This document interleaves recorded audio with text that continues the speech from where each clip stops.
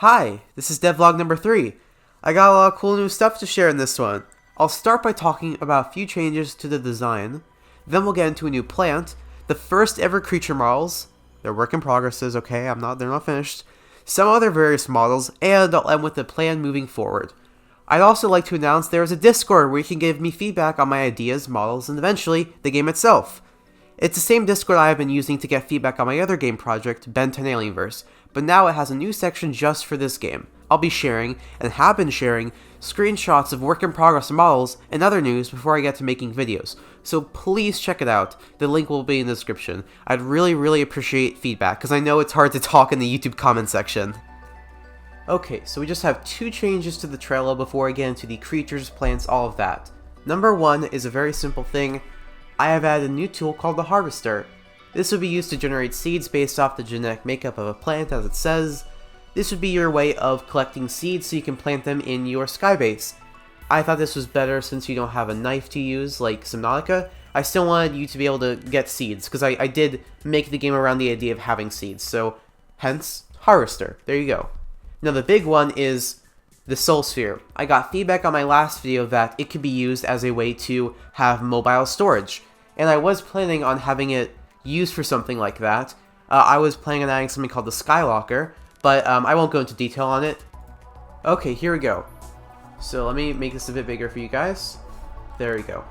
So, now you can drop a storage widget from the Soul Sphere, which is a small container which will descend as far as it can go onto the surface. So still, you cannot use your Soul Sphere to get under the cloud layer, but it can, like from a little chain or something, it will shoot down this little storage container onto the surface for you to be able to use. And you may be asking, how do you make it do this? Can you call them? Well, yes. So, the way these guys work is you'll have a new thing called the Soul Sphere Remote, which allows you to mobily, yes, that's the one. Remotely, there it is. Remotely, guide your Soul Spheres to wherever you want. Basically, you can just call them to your present location, and all your Soul Spheres will be color-coded, so you just pick whichever one you want, and it will fly over to you, and then you can have a storage widget be released. Then, you can go back up to your base and call it back. So, if you're on very long trips, you can use these storage widgets to store extra supplies, or you can use them to store extra materials you gathered from those expeditions. Then you won't have to make long trips back and forth that really don't add to the game, just make it more of a tedious process. So that's all for this section. Let's move on to the new plant. Okay, now before we get into the new creature models, which please stick around for because it's going to get interesting, I wanted to show off one new plant I've made, or I guess I should say fruit. We got this thing, called a cub. Don't add an E to that, please don't. But this guy, so these will be fruits that grow on things called cub trees, and they'll grow in a biome called the, Spotted Light Rays. I actually really like this. I think it's a really nice, appealing looking fruit. Obviously, it is a cube shape, which makes it very odd. It's a bit too spherical for me, but I have to retexture it, which I will probably do eventually, but for now I'm going to keep it like this. Eventually I'll probably make it a bit more spherical though, but I want it to overall be a cube shape. The idea is the digestive tracts of the creatures that eat these guys, are like the organs or whatever, like digestive organs are that like a square shape. It makes it easier for these ones to be digested and therefore spread across the biome. There are similar instances throughout the wild, such as wombats, who poop cubes, so it's not too out of the ordinary. It could happen on an alien world. But then here we have the plant itself with the cubs on it, and I hate this. I'm sorry. I am definitely going to be redoing this. The only thing I do like from this design is the idea of the fruits being presented upwards towards the flying creatures that will consume it. So I'm going to keep that, but I'm probably redoing everything else. I don't like having so much white in this. It makes it look unfinished. I just think this looks like a very lazy design. I don't really get much from it, so almost definitely redoing this. Probably, potentially, using my new sculpting knowledge. I made this before I knew anything about sculpting. Okay, so here's the first model, the Dart Stripe. I'd like to note that obviously none of these models are complete. They're all in various stages of completion, mostly not very complete at all.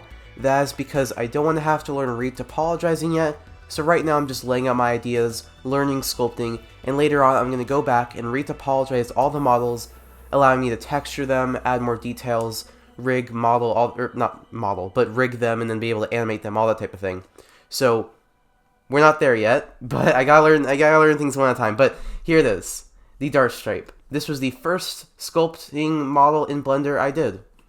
So obviously you can go check the Trello if you want to learn more about like what these creatures are going to do in game, or at least my plan for what they're going to do in game and why they're designed how they are. But here it is. I really like this teeth thing right here. It's kind of like a narwhal, you know, or a unicorn. It's like a double-sided tooth. And then we have these things on the side. These will probably be the ears. Ears are like, yeah, probably ears. I just wanted to have a different placement. I thought this was nice looking. We have front-facing eyes because this creature is a predator. You have lots of teeth. And these spikes on the back are there to stop them from being grabbed up by this bat creature in the same biome.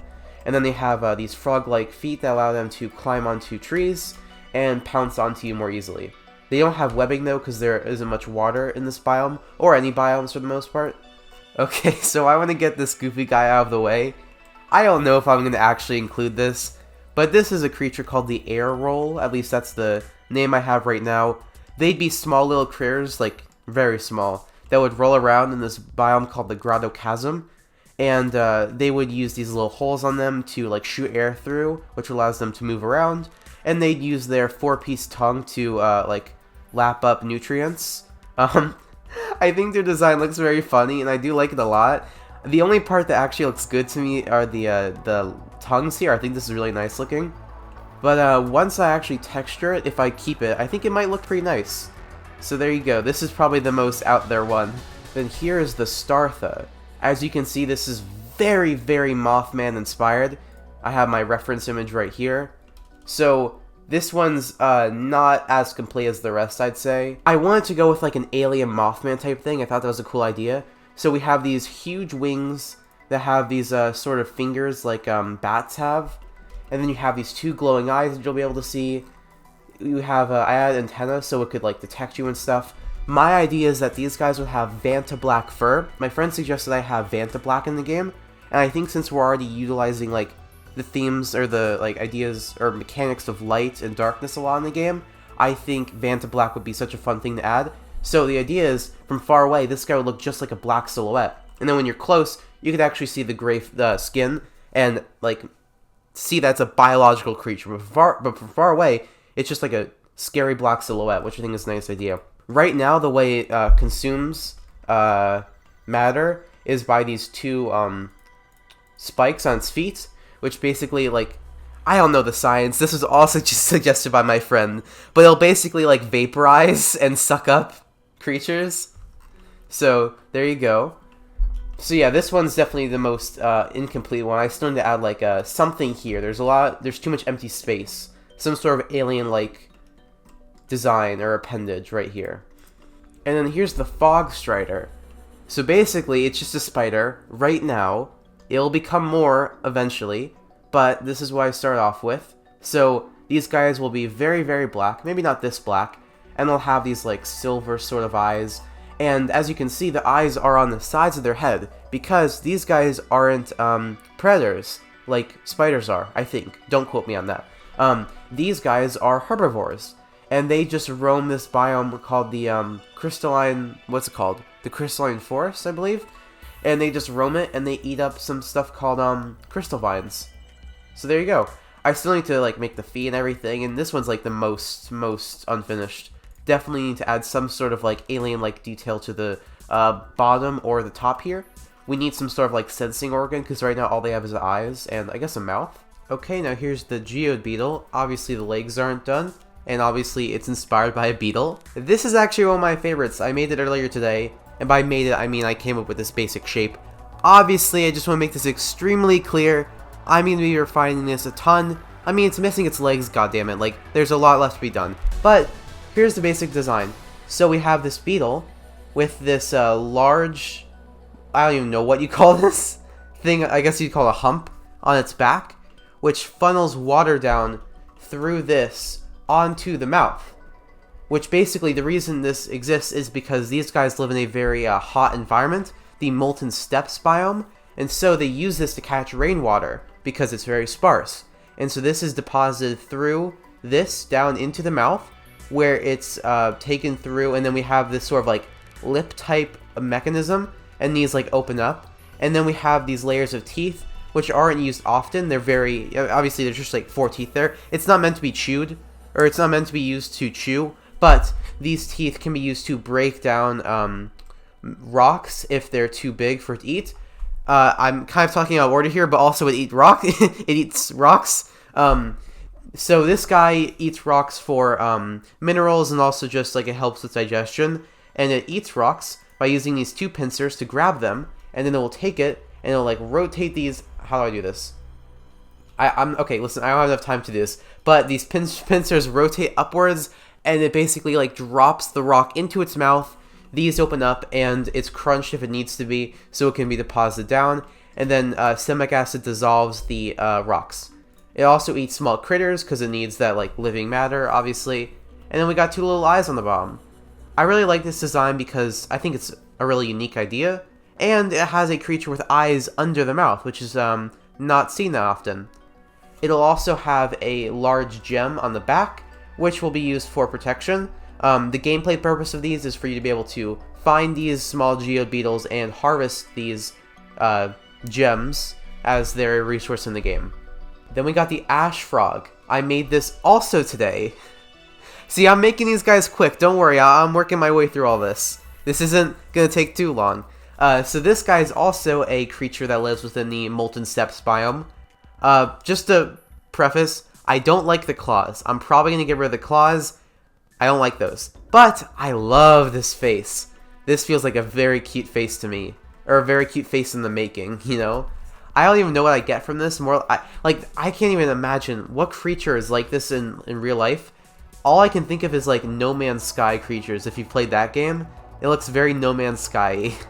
But this will be a frog-like creature, obviously. I haven't designed much for like the biology of it, but they'll just be like big ol' like frogs with like hard skin or whatever, because they're in this like lava biome and everything. And then they have this big ol' sniffer, and then they'll have like a mouth here. And I wanted claws so they'd be able to like dig into the rock, but they don't look that good. I haven't like combined them onto the mesh yet, so they'll like be blended in still. I just don't think they look good. But yes, as you can see,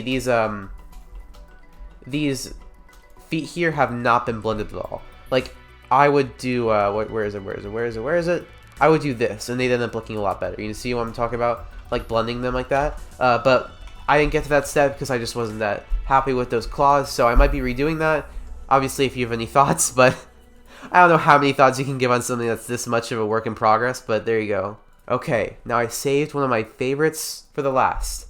The Torpeda. These are floating squids. Flying squids, that one. They are like huge missiles, or torpedoes, I guess. Obviously, from the name, that's what they are. So these guys basically just zoom across the sky super fast, so you only see them for flashes. So it creates this really like interesting like feeling of like, you can't even find these guys. They're just zooming across the skies. It creates like a feeling where you can't even try and find them. You will never know what they are. Well, not never, but they're just something you can't search out, and I think that's a very scary feeling. Like with Leviathans and Sanaka, you can go up to them if you want to. You can't go up to these guys. You just see quick flashes across the sky, and I think that'd be a really cool, ominous, scary feeling. So how do they work? Well, I'm not good with biology, but here's the idea. They got these hydrogen sacs right here, and hydrogen is... Okay, wait, I'm talking about this out of order. Okay, basically, these guys fly through the sky and impale creatures. Then they take these sucker thingies, and they use them to grab the living matter, and it's deposited into the mouth.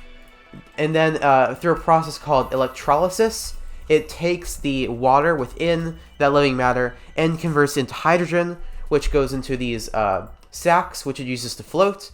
And it has a very like aerodynamic design, allowing it to go really fast. It also absorbs, what does it absorb? It absorbs water through its skin, I believe. Oh, oxygen, it's that one. It absorbs oxygen through its skin. I know these look like gills. I wanted them to be gills. But my friend told me, same friend from before, I'm not going to say their name, but they have been very helpful with biology stuff. They said that gills would not make any sense, and I agree. So right now these are just for a surface area, but I really don't want to get rid of them because they just look so cool, I think. This is genuinely like my favorite design. It's just so simple and nice, and I think this is like a really cool alien design. Let me see. It's not loading. Okay. But the image that I was inspired by for this, I'm going to link in the description because it's a very cool artist who made it, and I want to show the reference I used because it's very cool. Okay, so now here are the tools. These are just practice. I'm probably not going to keep them, but I think I came up with some like interesting ideas, so I'm just going to show them anyway. This would be the flare you use in the game. It's double-sided, like this. So like you hold it in the middle here, like at the yellow part, and then you have like that like fire stuff or smoke coming out both ends. Okay, so now here's the beacon. I'm probably going to keep this one. I really like this design. It works just like how they do in Subnautica, but these beacons would be physical objects that you'd throw onto the ground and not just like float. I guess they do fall when you're on the when you're out of water. But anyways, here they are. I made this design kind of like a caltrop, so they'd be able to stand on any side. So if you throw it onto the ground, it'll just find a stable way to sit. Okay, so I know this is basically nothing, but this is just a experiment on what I want the platforms to look like that you build with your main foundation for your sky base. Just this. I know, simple. These would be the bags of like hydrogen that keep your base afloat, and then as you can see, if I were to duplicate it, these maintain a equal distance from each other, so it create this grid pattern. I also had a design for what I wanted the texture to look like, but I was having problems importing it from Sprite. I wanted straight lines, so I thought that'd be a nice tool to use. Didn't work, but there you go. Alright, so there are the 7 new creature models I have made. These are my first sculpts ever in Blender, so obviously, huge work in progresses, huge issues. I'll get to them, I promise. But my plan moving forward, and this is really important, is I will be making 10 of these guys, and I will be finishing all of them. And by finish, I mean get them into the state that this guy's in. It means like getting out the entire shape, any details, things like that. This one, others might have more details because this is a very simple, sleek design. Others will be more detailed than this, hopefully. And once I have all of the meshes in, or I guess I call them sculpts, all of these sculpts in these finished, these finished, detailed designs, that's when I'm going to learn retopologizing. I'm not going to even talk about what that is if you don't know Blender. It's just the process of basically taking the mesh you made, which, as you can see, if you look at this, includes a lot of points. A lot of points. So basically, retopologizing is taking these points, actually not, I'm wrong. It's taking this mesh and tracing over it. It's like tracing in 3D and making a new mesh with way less polygons, which you need if you want to do things like texture this, or rig it, or animate it, or literally do anything like adding further details. I don't even know how that works. How does making it less, how does adding less polygons make it more detailed? I don't know, but that's what the people online say, and I'm going to learn that eventually. But I want to start by getting good, at least pretty good, at sculpting and making these models and getting these designs out there before I start learning retopologizing. So that's the next step forward. After that, I'll probably get into things like maybe more texturing, details. Actually, probably I'll just be like adding details and trying to actually finish these models, as well as making the character model. That's coming up very soon. I've done some tests of like working on things with it, and I've gotten some concept art from a very nice friend, a different friend, and I am very excited to make that model eventually. Alright, that's all I got for this video. I hope you stay tuned and watch as I actually learn what I'm doing. Alright, goodbye.